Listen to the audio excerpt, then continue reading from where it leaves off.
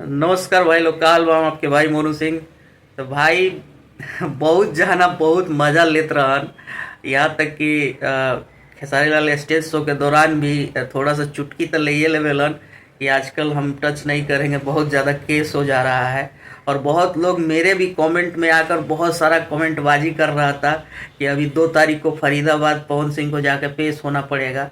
और बहुत बहुत लोग बहुत मज़ा लिया है भाई।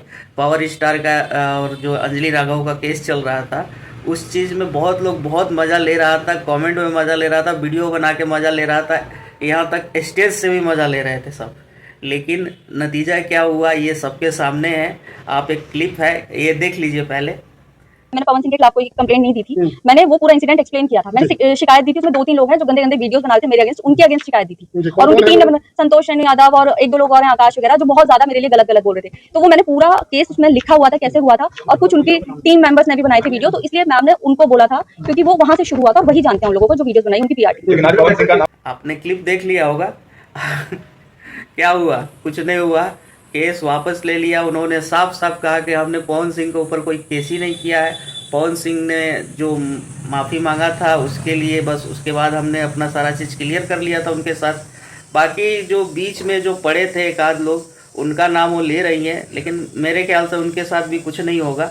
सब बरी हो जाएंगे, सब खत्म हो जाएगा केस। और पावर स्टार का रहा बात, तो भाई पावर स्टार ऐसी नाम नहीं पड़ा उनका, पावर स्टार, ठीक है। कुछ सोच समझ के पावर स्टार नाम पड़ा है, ठीक है। वाइफ प्लस सिक्योरिटी उनको इसी तरह से सरकार नहीं देकर रखी हुई है। सरकार का ध्यान है उनके ऊपर, तभी उनको देकर रखी है। और क्या गलत है और क्या सही है, न्यायालय सब देखता है। अगर गलत होते तो वहाँ पे जाना पड़ता, गलत नहीं थे तो वहाँ जाने की भी ज़रूरत उनको नहीं पड़ी। जो गलत होता है वही भाव भाव भाव करता है। पवन सिंह एक वर्ड नहीं बोलते हैं, चुपचाप रहते हैं, एक वर्ड जवाब नहीं देते हैं किसी को, और चुपचाप से ही सारा काम उनका सही तरीके से हो जाता है। तो मज़ा लेने वालों के लिए जोर से तमाचा है गाल पे कि भाई मज़ा लेने से कुछ नहीं होता है, ठीक है। जो सच होता है वो सामने आ ही जाता है।